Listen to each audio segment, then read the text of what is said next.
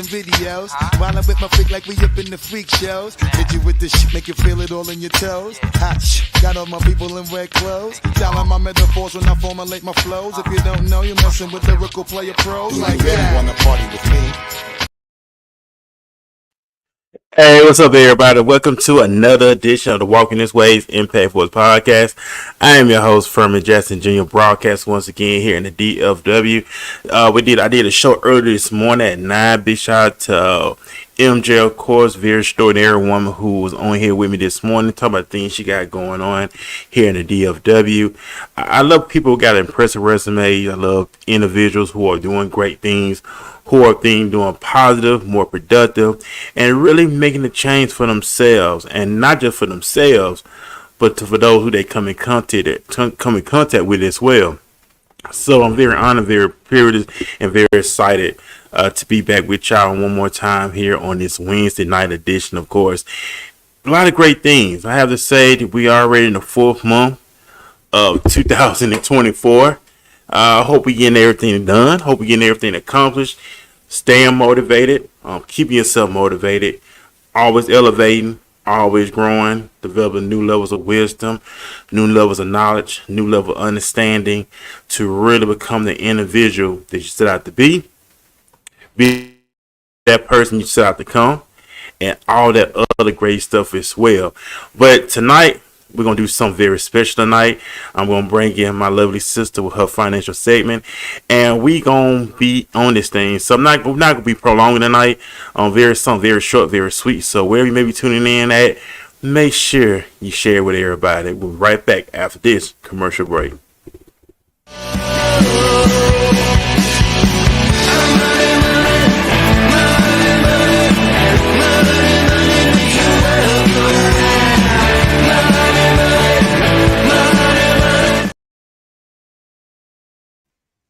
Hey, we're back here on the Walking This Way's Impact Wars podcast. Tonight is a special night edition. Of course, this is Financial Wars with Shiloh. Big shout out to Shiloh out of Houston, Texas, as she greatly brings some financial tips. Like I said, tonight we're not going to be long tonight. I did a show earlier this morning at 9, so it's going to be short, bittersweet, and straight to the point.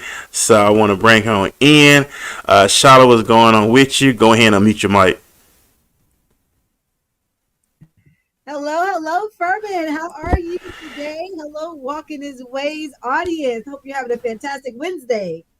Oh, it's always a fantastic Wednesday. It's a beautiful day here in the DFW. Nice outside, not too hot, not too cold. It's just right, of course. I had just bought me a new hat today before I did the show, of course. So, right the hat of everything. Gotta represent America's team, of course, at always. But you know what, Charlotte, tonight we're going to be doing your segment early, because like I said, I did a show earlier this morning, so we're going to go straight to the point. So get your pen, get your paper, get your highlight, whatever you need, and we're talking about financial wisdom. Charlotte, she's an expertise in financial literacy. She's a licensed, skilled professional, insurance, accounting, all other great stuff as well. So Charlotte, go ahead and bring forth the wisdom and knowledge. What does the Bible say? With all thy getting, get a good understanding. So my beautiful sister, go ahead and take it away. Awesome. Thank you so much, Furman, again for having me on the show. I get really, really excited when I'm able to go forth and talk and just instill wisdom or insight or knowledge, no matter where it is or where I am. Today, I had the privilege of speaking to a group of teenagers at an alternative school today. And one thing about it is that, everybody needs love. Everybody needs patience. No matter if you make a mistake today, don't mean that you can't turn things around right tomorrow. We always have to stay hopeful. A lot of times that when we do things, especially when it comes to our finances, if we don't get a hold of them sooner than later, we find ourselves in a world of trouble, right? But a lot of times it's so important that we actually plan, because most people don't plan to fail. They just fail to plan, right? And like I was teaching the kids today, I said, think about it. When you get out, they tell us to go to high school, right? Get out of high school, go to college, debt, get credit cards, debt, Go get these big old houses, debt. Go get these big old cars, debt. Go get these marriages, debt. Go get these children, all these other things, debt. But no one teaches us how to manage our debt, how to get out of debt or not even get into it, so that we're not have this mound of debt that we're facing at the end of the day, right? And so if you're not planning to, most people don't, again, like I said, plan to fail. They just fail to plan properly. And so what I want to talk to you all today about is actually building your financial house, building a solid financial house. Why do you need a solid financial house? Well, just like anything, if it's not solid, if it doesn't stand on solid ground, it surely will go away. It surely will fall, right? And so it's so important that when we're talking about our finances, we have a foundation and we grow from there. Many a times people want to do what? They want to start from the top and not from the bottom. They want to get the reward, but not go through. They want to get the things, they want to get the benefit, but they don't want to do the groundwork. And when it comes to your financial houses, family, you have to do what's called the groundwork. You're so ready to go get a regular house, a big house, like a natural house, but your financial house is in shambles. If you look at your financial house, does it stand up straight? Is it structured properly? Or does it look like a tornado has gone through it and is now in shambles? It's nothing but rubble. Right? Well, that's okay, because this is the time to pick up the pieces and put your financial house back together, but put it together properly. Now, let's talk about the proper structure of your house. I hope you have your pen and paper, because we're going to hit it and we're going to quit it this evening. So let's talk about it. Let's say that when you're, Furman, I'm going to ask you a question. If you're going to go buy you a new home, okay, you're going to go buy you a new home. You are ready to pick it out. You know, you and your future bride, y'all already done picked out the house, and it has everything that you see behind me, right? It has a piano room, it has the loft, it has the fireplace, it has a family, it has a big island, the open floor plan, everything, right? But before you get to move in that house and know if that house is a good buy for you, the inspector has to go to that house and inspect it. Well, what's the first thing the inspector is going to do in your dream home to make sure that's a good buy for you? What's the first thing they're going to inspect? The foundation. Is I say that right? Yeah, absolutely. The foundation, right? Because they got to make sure the foundation doesn't have cracks in it. They're got to make sure that if any of that crazy weather in Dallas or here in Houston, where it's or hurricanes or wherever, that house is going to stand. The house is not tilting, right? It doesn't have a crack foundation or a warped foundation. It got to make sure that slab is solid, right? So if a strong storm do come, that foundation is still there, right? Well, right. The same thing it is when you're building your financial house. We got to make sure our financial house foundation is there. So the first thing that you want to make sure of, you want to make sure you have what? You have the correct life insurance. Your life insurance or your income protection is what keeps your family intact if anything were to happen. So it's so important that you get with your financial professional, your life insurance agent, go over your policies to ensure that you have the correct life insurance. Guys, there's a lot of life insurance out there that's not worth the salt that or the paper that is written on. There's a lot of life insurance policies out there that people are throwing their hard-earned money into, and it will never do what they need for it to do.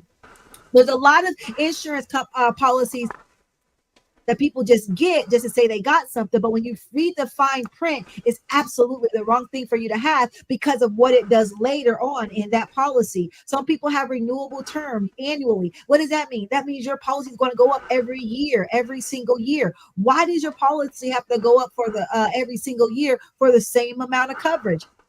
That's a great question, right? Or they have what's called these cash value policies, right? A lot of people, they like to get into these whole life policies or the UILs or IULs, okay? And what happens is that you put a lot of money into these life insurance policies with the benefit of having what? Cash value actually growing, right? It sounds great on the surface because nobody wants to just throw away their premiums, right? Nobody just want to throw away their money. They want to know that they're actually having having some building equity or building some cash or building some value. But what they don't tell you is that that is an overpriced product for very little coverage for something that is not going to do what it needs to do. Secondly, they'll be like, well, I can borrow against that money. Well, Furman, if you have to borrow against it and you have to pay it back at a high rate of return, is that really your money?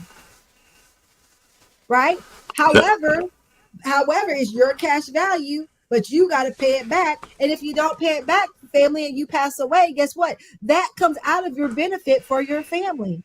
So that leaves them even in a worse state, a worse situation. And guess what? If you never pay it back, that insurance company can be like, we don't owe you anything because you borrowed against your policy. That is not a good thing when it comes to your family. They're already sad. They're already scrambling. They're already trying to figure it out. Now the insurance company will be like, there's nothing that we can do for you, right? Now, you also have these things called accidental insurance, right? Why aren't these a good thing? Because you're paying for something that you have to die in a certain way. It has to be an accident. It has to be a certain kind of way. We had a client, a story that a client, they had $198,000 policy for an accidental claim, but because the person didn't pass away specifically like that, they sent them a check for $1.98. How insulting is that to a family to get a check of a death benefit of $1.98? And that's what they said that there was a payout. See, we have to be knowledgeable, and that is why we preach, guys. With me and what I serve my clients is with pure life insurance. Pure insurance. That means that there is no cash value onto that policy. Guess why? Because you should invest in real investments. See, life insurance agents, a lot of times, why they sell you the cash value policies, because they're not licensed in securities. So they can't sell you a real investment. They can only give you an illusion of it being tied into your life insurance policy. And guess what, guys? Whole life. Guess why it's whole life? Because you're going to be paying that agent the whole life of that policy. So the company is getting a good commission because you're paying that policy. The agent that sold you that trash is getting a commission on that policy the whole life that you pay for that policy. Why do you think they offer you Gerber policies for your children? Because they're expecting your children to live 50, 60, 70 years, right? So guess what? They will get paid on that policy 50, 70 years for how much? A $10,000 policy you have on your child that you're paying into for the rest of their lives? See, life insurance is the most misunderstood but most sold product that's out there. So it's important that you get together with a knowledgeable agent that actually knows your situation, understands what it is that you need. Now let's talk about it. How do you assess how much life insurance you need? I'm going to give you a trick. It's called DIME, D-I-M-E. It's the DIME method. The D is for debt. How much debt do you have? If you were to pass away today, how much debt would you leave your family? Well, would you want your policy to cover that debt? So your family not scrambling around trying to figure out how to pay off your debt. A lot of people people say, well, I don't care. I'll be dead and gone. I don't care what they do with my debt. Well, your family will have to pay for that. Just because you're gone, that don't mean your collectors are not coming to your next of kin. Same way they were calling you, they're calling you because you ain't there no more. They still want their money. So debt, how much debt do you have? Do you have $50,000 in debt? Do you have $100,000 in debt? Do you have $20,000? How much debt do you have? Guess what? Therefore, let's say you have $50,000 in debt. Let's put it there, $50,000 in debt, okay? Now, let's talk about your income. The I in DIME is income. If you have minor children or if you have people that depend on your income, then you have to calculate how many years would they need to live on your income, right? So let's say that you make $50,000. Let's say that you make $50,000 a year, and let's say that you still have a minor in the house, right? So let's say you have a 10-year-old child, so you need $50,000 times 10 more years. That's another $500,000 that you need to cover your income.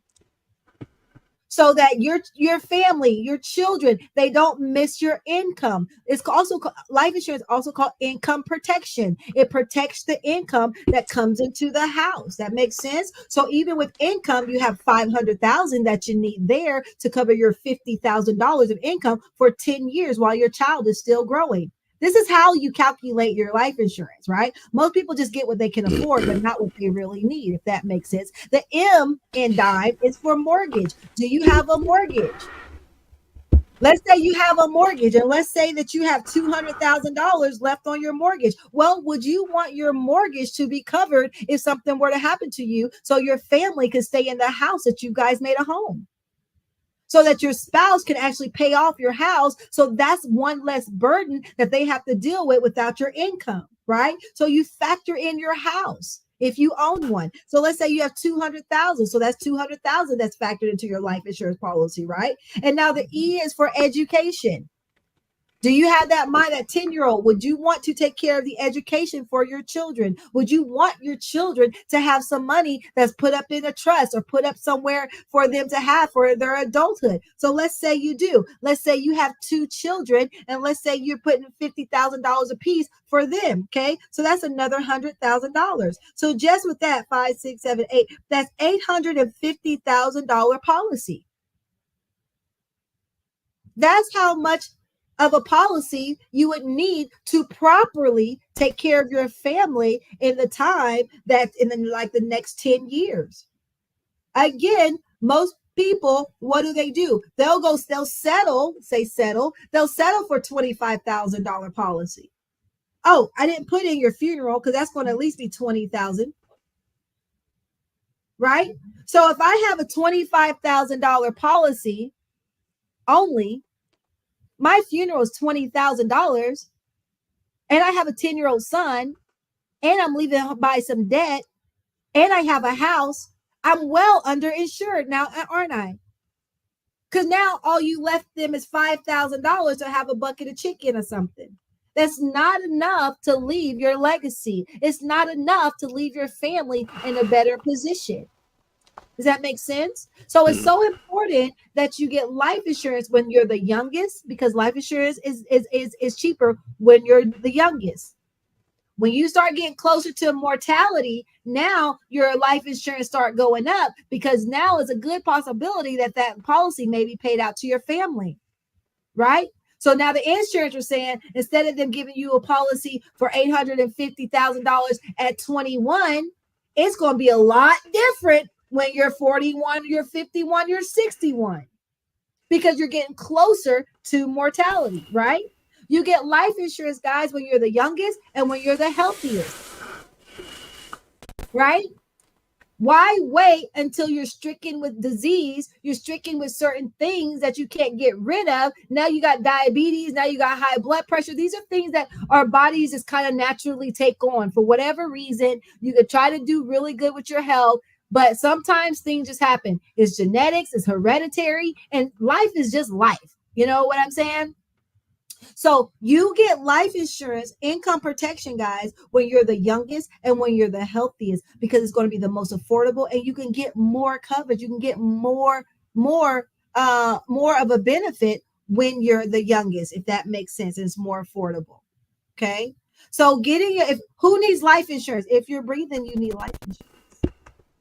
Your children needs life insurance. Your grandchildren needs life insurance. Your spouse needs it. Your cousins need it. Your aunts need it. Your uncles. If you are living, then you need life insurance. Because why? There comes a time that the morgue is going to say, what are we going to do with this body? Who got the money?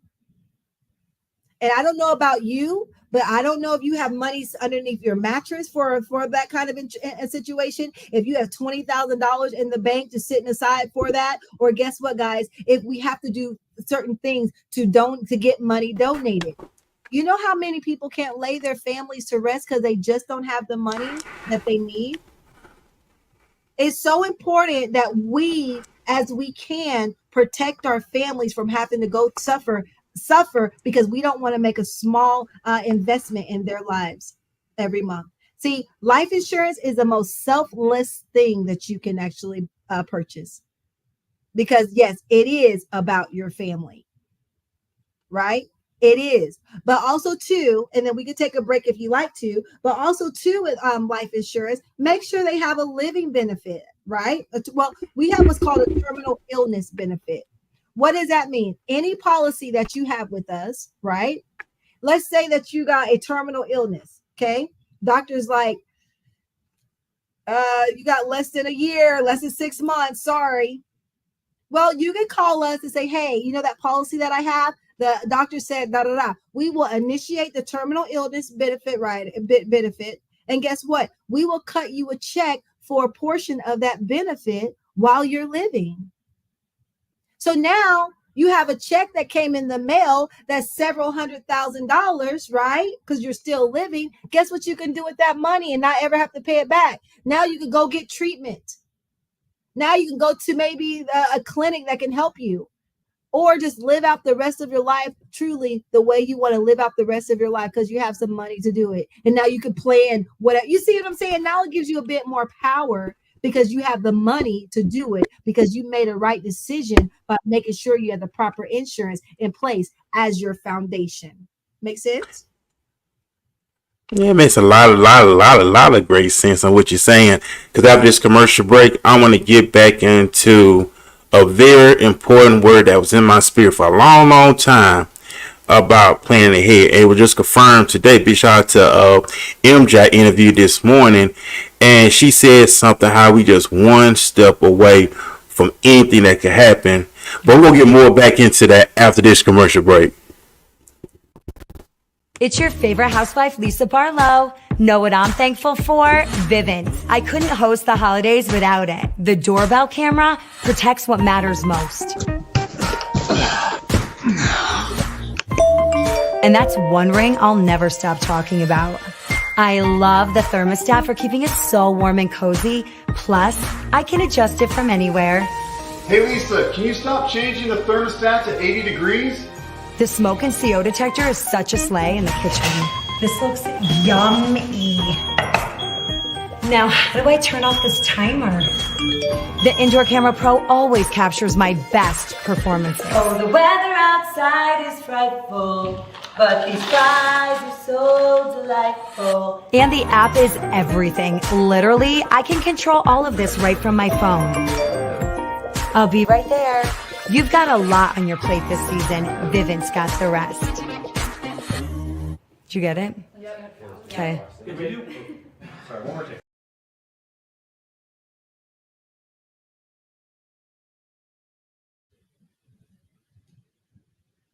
What's up, everybody? We're back here on the Walking This Way's Impact Boys podcast. Hope everybody's having a great, productive Wednesday. Big shout out to everybody who's tuning in. Also, big shout out to Shiloh with Financial Wisdom with Shiloh. This is a segment that's done bi-weekly here on Walking This Ways when it comes to financial knowledge, financial gain. And it's really been in my spirit, Shiloh, of being prepared. And I don't know why, but being prepared ahead of time. Because we know anything can happen. It just take one time to change the whole entire game. Yeah. And I had a big gift shot once again to MJ, Miss Harper, that was on the show earlier this morning, and she hit the nail in the coffin. And we talked about this on the show a while back, was the ant in Proverbs, how the ant don't need no seat, no guide, no rule. The ant is doing so it was built to do. Plant is stored so when it came, it was already prepared. And how as people, we have to get into that mindset of being better prepared ahead of time, thinking long term, like you mentioned, with the life insurance policy, because anything can happen today or tomorrow. Anything can happen. I know you talk about the emergency fund. Anything can happen today or tomorrow. Yeah. Can't you elaborate more on that, on being prepared ahead of time, which I say is all about being responsible, not being careless, but not being reckless, but getting more responsible now, especially when it comes to ourselves and also the benefit of our family. Even the scriptures tell us if we don't provide for ourselves, especially for our own household, we're worse than an infidel. So can you elaborate more on that, on being better prepared ahead of time? Because that's just really been in my spirit as of late. Yeah, absolutely. Well, and that's what we have to teach about financial houses. That is what your financial house actually does. It prepares you, right? It prepares you for the what ifs in life. So again, let's talk about it. So your that's why your foundation is so important, because life isn't promised to any of us. This next moment that we have is not promised to us, right? We hope we'll have tomorrow. We hope we'll have 10 years from now. But that is again, too, why you have your protection in place sooner than later. So if anything happens with your life, your family is protected. Your family is prepared for the uncertainties, right? That's why that's the main portion of your financial house. Now, the second portion is to make sure you budget properly, right? People make money, but they don't really tell their money where to go. Their money tell them where it's going to go. And then you wonder why you have more month than you have money, because you did not prepare your money a place to go. Come on, somebody. You didn't prepare your money a place to go, and you didn't prepare it in places where it will grow, right? See, we have to make sure that we have a plan for our money. Many a times people just go to work, make the money, and guess what? Spend the money. Make the money and spend the money. Guys, no, just like Furman is saying, you have to prepare yourself for what? An emergency. For what? A rainy day. For what? Your retirement. For what? Your children's education. For what? Your goals and dreams. These are all things and all places where you should have money going toward. So guess what? When the pandemic happens, you can't go to work because you've been squirreling away money and growing money. Guess what? You're prepared for a pandemic. I'm going to tell you now, I went into financial services because of the pandemic. I was not looking to go into insurance. I was not looking to go into financial services. I wasn't looking to get licensed. I wasn't looking for none of that. Why? Because I was in entertainment. I was doing radio. I was doing TV. I was doing plays. I was directing. I was hosting gigs all throughout the city. I was doing all kinds of great things that I wanted to do. But when the pandemic came, guess what? All those things went away. Nobody was coming on the radio show to promote their business. There was no business they could promote because they shut the world down, right? So did we learn? I think we all learned a lot when the pandemic happened. We learned how unprepared we really was. That's why I don't know about y'all, but I was stalking the government for them stimmy checks. I'm an entrepreneur. I didn't even know I could even get those, right? I didn't even know I could get unemployment. But thank God I did, because guess what? That helped me get to the next level in learning a new skill set. See, we also got to bring more valuable and bring more knowledge so we can be more valuable to the marketplace. Right? So that if you need to move jobs, you need to move careers, you got different skill sets. Now you can go make money doing anything. Too many times we don't prepare for something new and we get stuck in a rut doing what we've been doing over and over and over again, wondering why we're not making more money, we're not getting ahead, because you on a rat race, you're on a hamster wheel. I said this the other day. I actually had a video and I put it up from last year. I said, can you imagine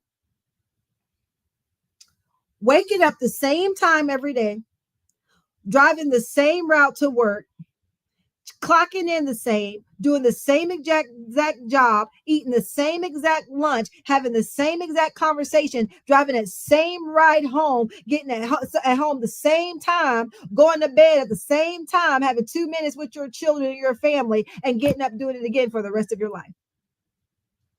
Same thing, same lunch, same food, same everything. And guess what? That's what people do. Because they don't prepare themselves for a better future. They get stuck in a rut. They get, well, I make $15 an hour. Okay, why don't you go make 30? Right? Well, this job got me by a chokehold. Well, why don't you do something that you enjoy that's going to maybe replace that job but give you the same fulfillment? Because we don't prepare. And a lot of times, guys, you're not having the success that you're supposed to have because you're not in your purpose. You're in the place of provision. But guess what? Even when that brook dried up, you remember when the Elijah was in the brook and the brook dried up and the ravens told him to go, somewhere else. It was time for him to move. Many a times our provision and our brooks dry up and we still stay there wondering why we can't go any further, because God told you to move a long time ago. Your provision was over there, right? His provision was there with the widow woman, right? And so we have to make sure, like you said, we are making a plan for our money. And guys, having an emergency fund, that is one way that you are planning for, guess what? Emergencies, a rainy day. When your checking dried up and your savings dried up, do you have an emergency fund that you've been putting money in to where it's growing at a higher rate of return, so that when those rainy days or those emergency funds come about, guess what? You got money to go get, Furman, because you planned, right? You planned for that emergency. You planned for the what ifs, right? Also, too, think about your retirement, guys. Look, retirement is not an age. It's not when you turn 65. It's not when you turn 67. It's when you have enough money to live on for the rest of your life. It's the money that you were supposed to be putting away in a 401k, in a Roth IRA, in another fund that's actually making money, growing. So guess what? When it's compound over the years that you've been working, now you're done working. The workforce has spit you out because they don't want you anymore because you're too old. But you did right by your money. And now you have $2.3 million over here in your savings, over here in your retirement accounts, because you did what? You prepared for your future. Wealthy people prepare for generations to come. Poor people prepare for Saturday night. Which one are you? Do you want to prepare a way for your children's children by putting these things in place? Look, building the wells or digging the wells that your children can now just go and draw from? Or is your well dry and so they well gonna stay dry? Right? And lastly, the one last thing I want to talk about today is your children. Think about this, Furman. Think about this. You have a baby, right? You have a new baby. That baby got 18 years that you need to be doing what? Preparing for his or hers adulthood, right? Meaning, what if you could put $25 away for a month for that child over the next 18 years, or $50? Now, instead, when they get 18, when they're graduating high school, you're not just patting them on the back with a flower saying good job, but you're giving them some money, $20,000, $30,000, $67,000, the money that you've been squirreling away for your child can have a better start. See, these are the things that I wish I knew back when. Then my children would have had a better start than I would have had. If my mother knew this back when, maybe I would have had a better start. It has to get to a point where when we know more, we do more. And we have to prepare better for the children that we want to raise, right? Guys, investing is a myth to think you have to have a lot of money. You don't. You just have to start with something. $25. You're not going to miss that $25 in a month. You need to look at yourself as a bill. You are a bill. You go to work every day. You sacrifice every day. When you look up, what do you have to show for it? That's why you get with a professional just like myself that's going to open up these accounts and make sure that you are growing money. So when you need it, you'll have it. When your children need it, they'll have it.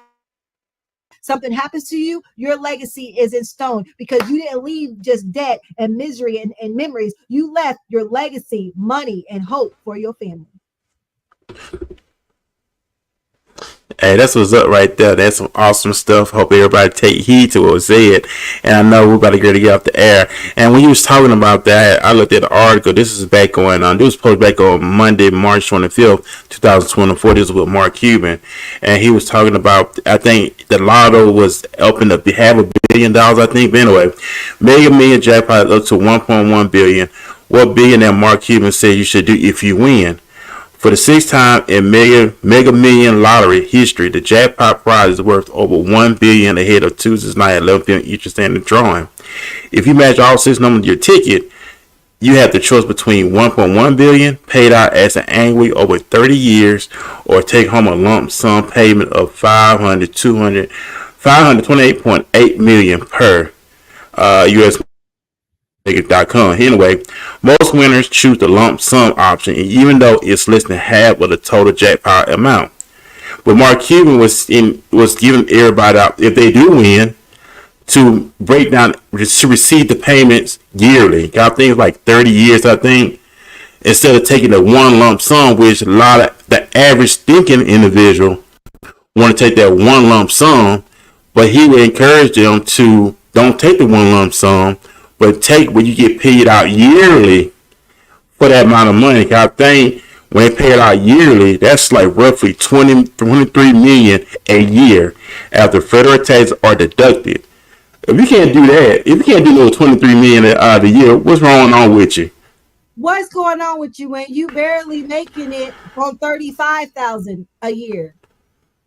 You can make it on 23 or however much you just said a year.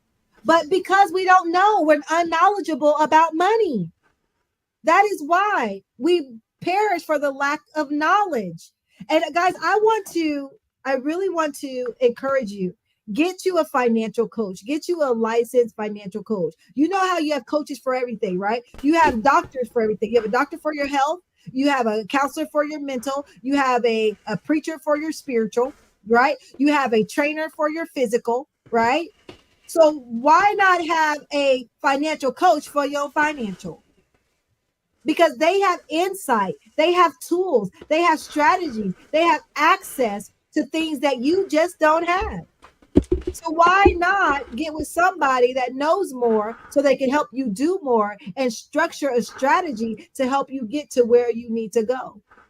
Guys, it's so important if you're going to really break the back of lack off of your family and off of the generations to come. It starts with you, but you got to get knowledgeable. You have to get a plan in place and stick to the plan and actually and prepare, like you said, properly. You got to. When I came across that article, Shiloh, with Mark Cuban, that makes a lot of sense. If the lotto here in the state of Texas is 1.1 billion, and if you do win, instead of getting the one lump sum like the average person would do, because of their mindset, get it where you get to receive the payments. $23 million a year for 30 years, that's a lot of money. That's a lot. And now that, and all of it. and then you take a portion of that money and invest it as well. Grow it and give it to other people. Put seeds in the ground. There's so much you can do. Why do you need $23 million for yourself? That's another reason why I think people lose it as soon as they get it, because they don't have the right intentions for it. And if God blesses you with something like that, it's important that you do what you're supposed to do with it, right?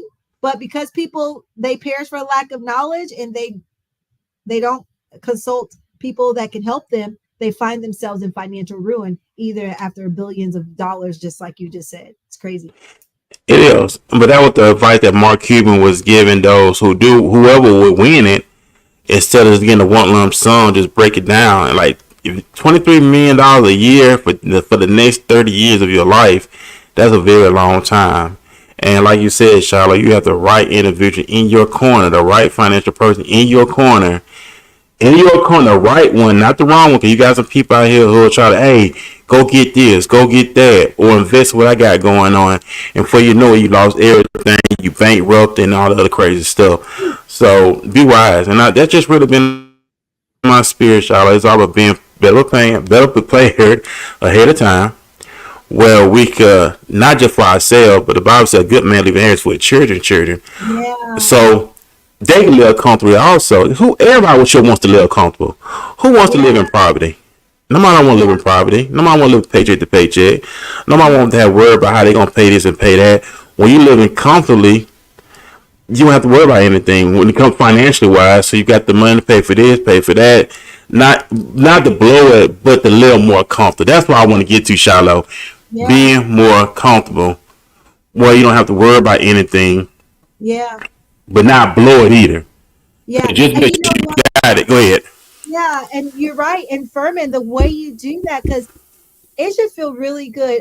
It should feel really good to people who know that they got money squirreled away somewhere. That's a comfortable feeling, right? I'm sure you know that. That's a comfortable feeling knowing that, you know what? What's in my bank account, that ain't all I got popping. I got some other stuff popping. So if everything come down to it, that's a sense of security. You got life insurance, mama, anything happens to me, you gonna be okay. My baby gonna be okay. That's sense of security. You can sleep well knowing that you're preparing your family properly.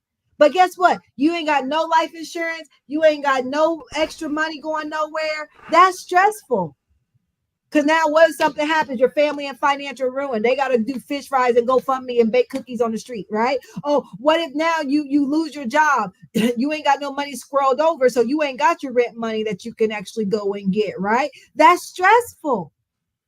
What if you have a medical emergency, but you ain't put no money away to make sure that if you need something, that's stressful. The way you live comfortably is preparing yourself in case things like that happen. If money can take care of it, what money solves all things, guys. The love of money is evil, right? The love of it. If you're gonna do anything for it, that's what evil. But money solves all things. There is no reason we should not have it and have more of it, and it's okay. So preparing yourself, increasing your skill set, and making sure your financial house is structured properly with the proper life insurance, the proper emergency fund. Make sure your retirement funds are together, and also your children. And guess what? Your goals and dreams. If you have some goals and dreams that you want to make come to pass, guess what? Start putting money away toward it. You make money. If you go to job, if you go to work, because there's a lot of money you blow and don't know what happened to it. Well, invest it. Pay yourself first. So when you look up, I got $20,000 in this account. I got $15,000 in that account. I got $400,000 in my IRA. I'm doing something. But if you got nothing, nothing equals nothing. It makes a lot of sense. Hey, until next time. Hey, ladies and gentlemen, we about to get off the air tonight. Hope what was said was benefited to you, that you will actually take what Charlotte had said, apply it to your life, add it to your toolbox. It's all about growth, excel. Even the Bible says, be doer of the word, not just hearers only. You deceive yourself. The word of God has great information in it, information that we can apply. You can read the Bible all day long, but if you're not applying the information to it, it's just all that you just playing yourself. Yep. It's all just playing yourself. But anyway, we're about to get off this thing, man. Y'all have a great night. I'll be back here Saturday morning here on the Walking This Way Impact Wars podcast. Till then, be blessed, everybody. Bye. You ask all my teammates, the one thing about Michael Jordan was he never asked me to do something that he didn't fucking do.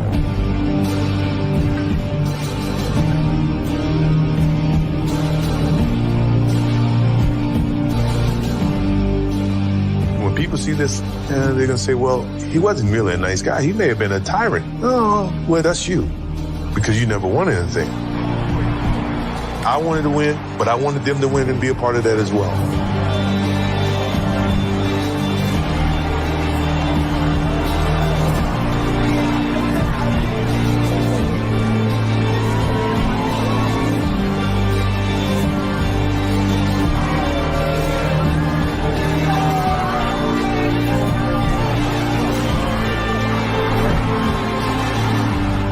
Like, I don't have to do this. I'm only doing it because it is who I am. That's how I played the game. That was my mentality.